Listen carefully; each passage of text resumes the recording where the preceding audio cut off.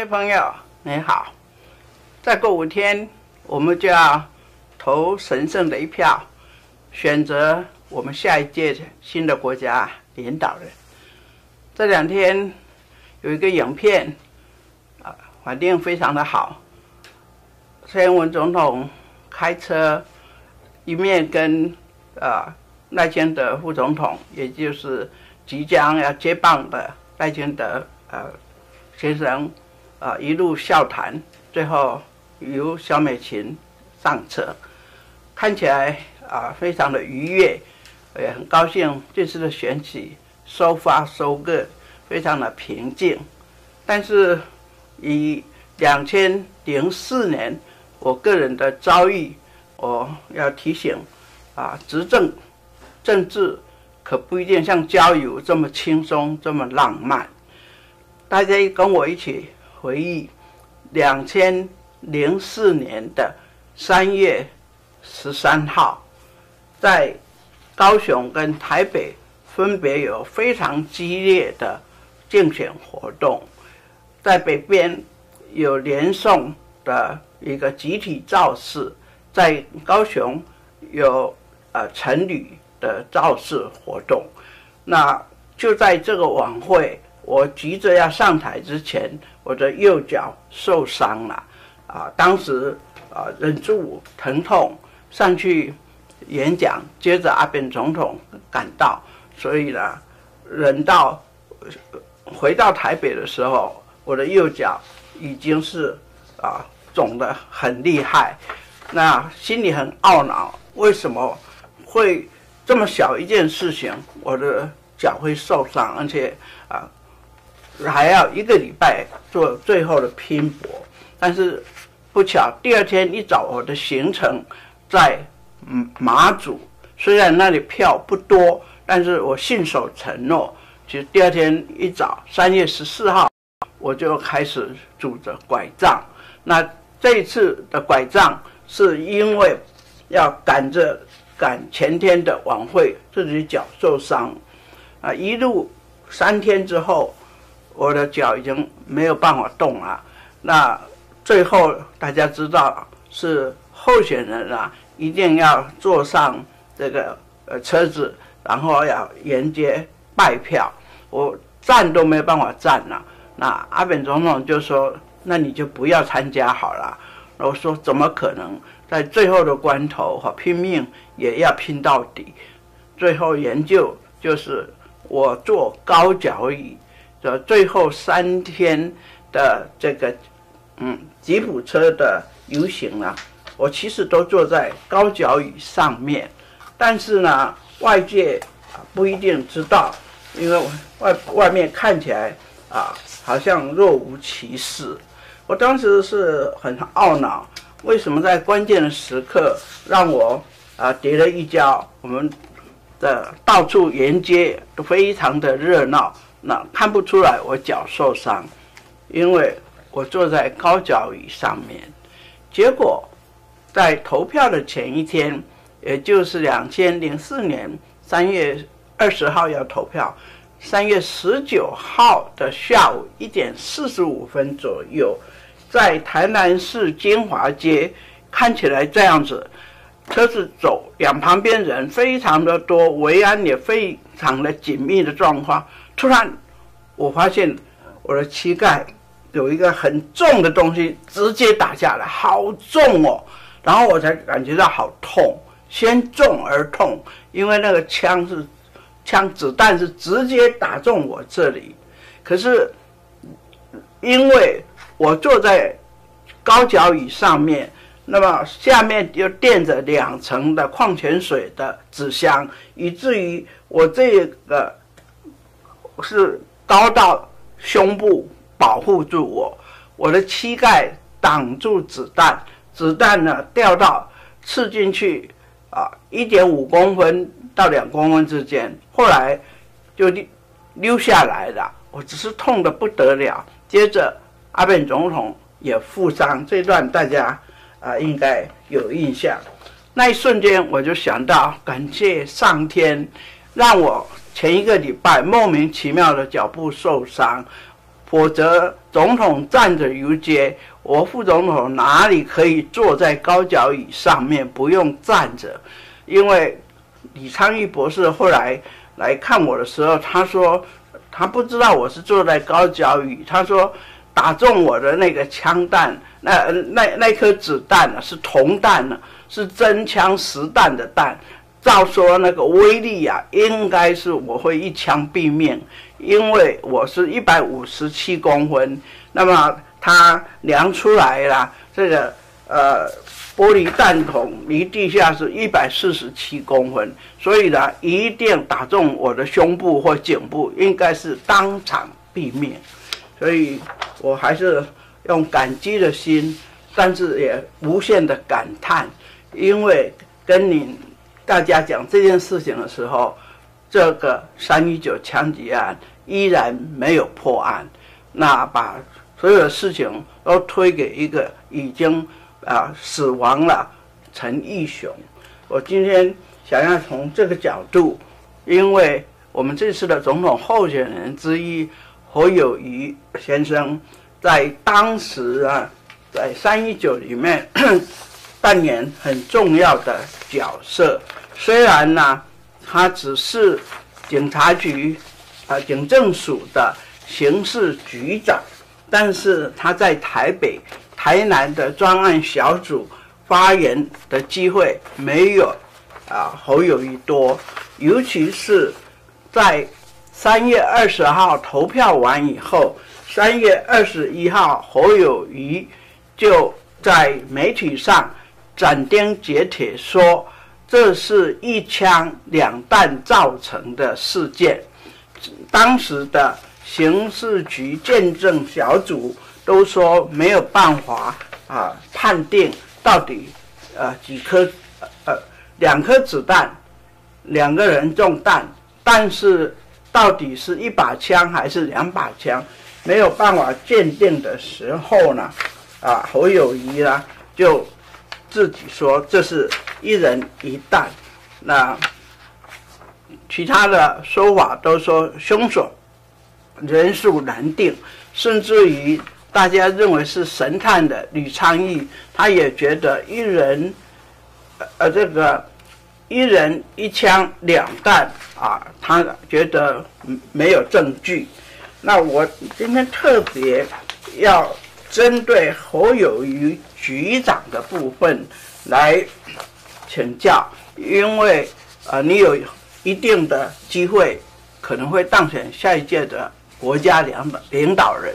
那时候你已经是3军统帅了那你应该还记得，最后你代表宣布319结案报告，因为被告陈义雄被你认定为唯一真凶的陈义雄，他死无对证，那写了一大堆的结案报告书。事实上呢，当时报道全台湾只有19%的国人相信，换句话讲，4/5的人都不相信你花了1年多办了案的结果。那还有的所有警界、警察界，还有这个检察官甚至于这个一般的社会人士，大家都对于这个案子办成这个非常的不能接受。那转眼已经时间很久了，那可是你有1/3的可能性，甚至于高于1/3可能会当选国家领导人。所以我今天呢一定要请教你几个问题。第一个问题是，你如何在3月19号枪击案之后，全国非常震撼，然后大概专案小组应该也是第2天3月20号才组成，而3月20号是投票日。那根据3月21号的报纸，你已经断定说这是1枪2弹。换句话讲，总统、正副总统都中弹，而在这么多人的共同参与见证之下发生的枪击案，而凶手却逃逸无踪，你如何可以那么大胆的就论断这是一枪两弹。那尤其打在陈总统的这颗子弹是铅制的，打中我膝盖的是铜制的，同一支枪会打2颗子弹，这2颗子弹居然性质这么不一样，而且在短短的0.63秒，这样相继开2枪，2个人都中，没有死亡是一个奇迹。但是2个人都被打中，车子在那么多人当中急行，2颗都打到，而且都可以逃逸无踪，这件事情是很难令人相信的。所以你发表到现在，我相信很少人会接受你。那这一次选举，因为候选人年轻化了也没有人。恐怕包括赖清德先生，他对这个319案子也不见得很了解，否则你们辩论的时候就应该要正式提出来，说你如何认定就是陈义雄。因为当时报纸登出来的时候，起码是讲说，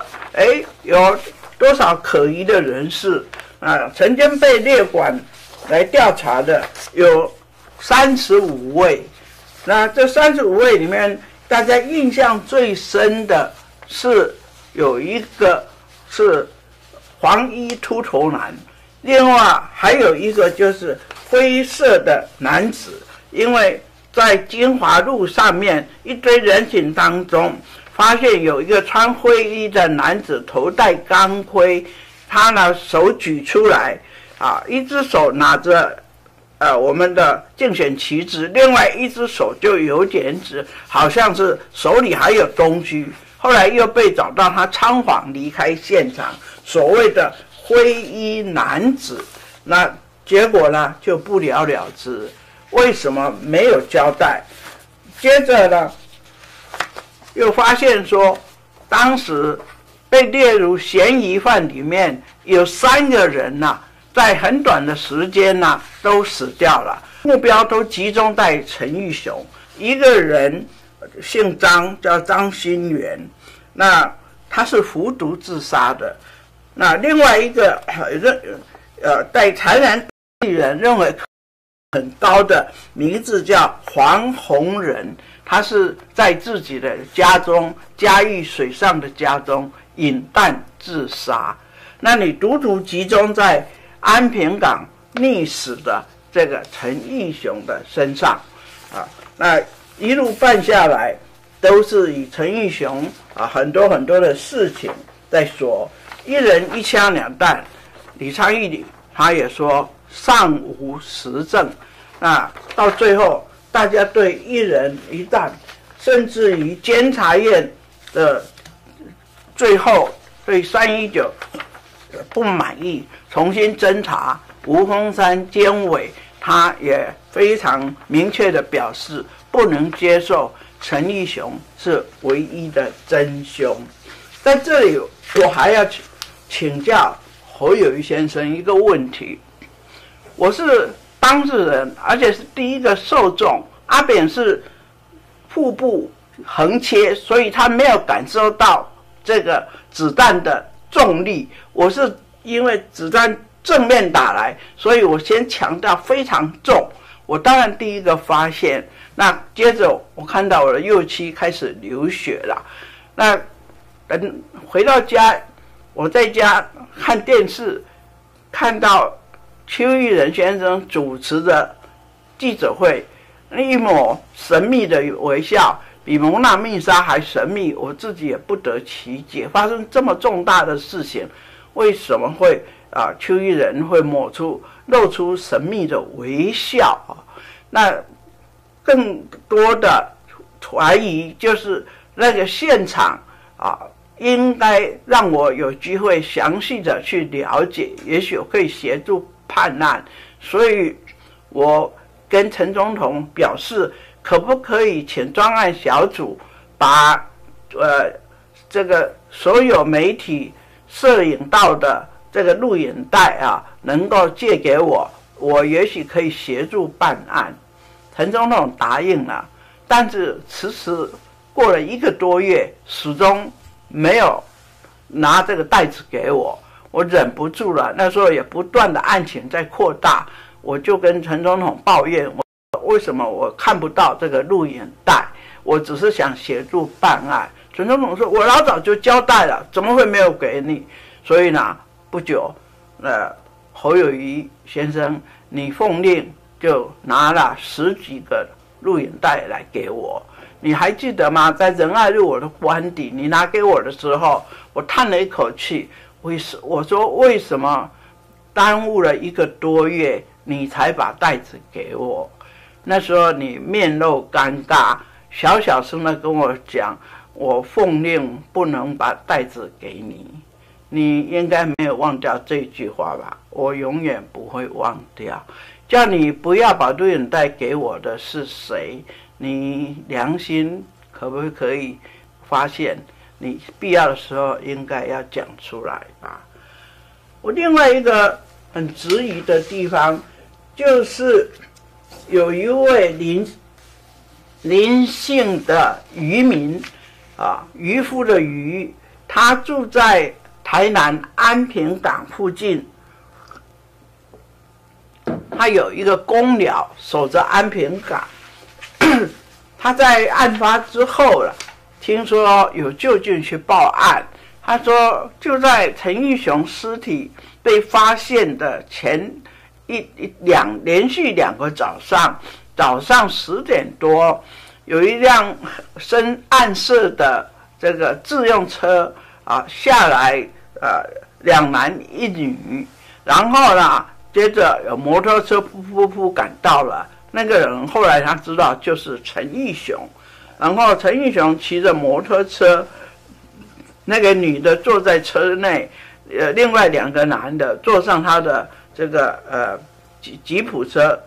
不是吉普车，就是摩托车，沿着安平港在那里勘察地形，然后看到有一辆交法，他就去问说这个是谁的我们可不可以买？或者是可不可以跟你租用？来到警察局去报案的这位姓林的一位渔工，就是那个交法的主人。他当时就认为那几个男女有点可疑，尤其后来看出来，他说他以前并不认识陈义雄，就是因为他沉尸以后，他看了那个第2天晚上陈义雄就沉尸了。那这件事情也是报纸出现了一下子，接着下去通通被淹没。那这件事情不是传闻，因为319发生1年之后，我觉得那个整个调查报告是不合法的，也不合理的，我待会儿再讲。所以呢，我说我还要重回319现场，希望台南的乡亲一起跟我来回忆，来协助找到真相。那一趟呢，的确有透过安排，有一位很朴实的我ji上，他就是那位守公寮的林老先生，他跟我讲，就分明在陈义雄沉尸之前2天，就有一辆暗色的，它是大概是暗蓝色的，就是这个自用小客车，就是一般的轿车，然后里面有2男1女，然后陈义雄就是都来跟他们会面，然后还跟他问，就是要租他的交法。那他说我不租给人家，他说我有报这个案，警方都不予理睬。我是觉得这些可能还有其他我们也许忘掉的一些事情。那回到法律面来讲，陈义雄死了，所有的证据都给他。陈义雄在 TVBS 的一场现场到水平温公园的一场这个晚会里面，的确有当场发言批评陈水扁，但是在民主时代，批评总统的人多的是啊，批评总统不能就等于他会枪杀总统。第二个就是说在大庭广众，而且呢，维安人员前后，我有部署了1000多个安全人员情况之下，那陈义雄是和气道的一个运动的人。但是没有任何记录，除了他服兵役的时候有受过一点射击训练，没有任何他对开枪这个射击有关联。那结果是在大庭广众，我刚刚形容那种情况之下，0.63秒前后开2枪，把总统跟副总统都打中，而又可以安然逃逸，那简直是神枪手，这个也很难接受。再说呢，陈义雄他不但没有射击经验，被牵扯到他开枪，是因为他的姐夫是吧？他的姐夫去自首说啊，陈义雄有拜托我去买枪啊，怎么买枪，怎么交枪，全部是他姐夫讲。那么警方也大动干戈，到处要找那把枪，到现在也没有看到枪，也在他的银行存款里面也没有找到买枪的这笔钱，只凭他姐夫这么讲，就认定是陈义雄用一把枪0.63秒，同时把总统跟副总统都打中，又可以安全离开，这样合理吗？再进一步看这个陈义雄的家属，当然不断的在翻供但是呢，警方也确实在陈义雄的这个所谓他的日记本上看到一些他反扁的行动。那陈义雄的死亡应该已经认定不是自杀，那不是自杀，那就是他杀。为什么在那样的情况，全国都非常震撼，甚至于举世都注目的情况之下，他会在早上骑摩托车跟3男1女会合去勘察安平港之后的第3天晚上浮尸在那里。所以这些遗传在你的办案里面你完全不当一回事，并没有做合理的交代。刑事诉讼法有规定，犯罪被害人的被告如果死亡的话，你只能签结不起诉，因为这个涉嫌人疑凶已经死掉了，无从调查，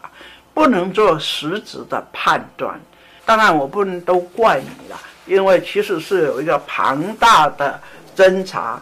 特侦组也好，各方面都介入，所以我后来自己也花了很多时间，很客观的把所有公权力的，包括你们的用心调查，还有反对党不相信的，另外成立的319真相调查委员会，所有都加以逐项比对，我是很客观的。但是我因为上天保佑，如果不是之前莫名其妙的脚受伤，我不可能做高脚椅。如果我那天跟阿扁总统一样直统统的站着的话，那一枪打下来，根据李昌钰的说法，不是正中胸前，就是脖子的这个地方，应该是当场毙命。老天保佑，我还可以活到今天。但是我昨天一算，不得了，因为刑事诉讼法规定，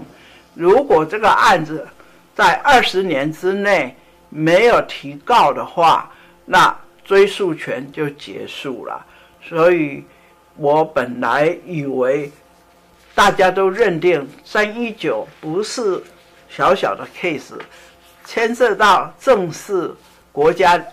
领导人、正副总统同时中枪，这是重大的国安事件，应该由政府来全力侦办。但是侯友宜先生，你发表这个319调查报告以后，只有19%相信你，请把它当作你一生当中，我知道你有非常惊险，也有非常感人的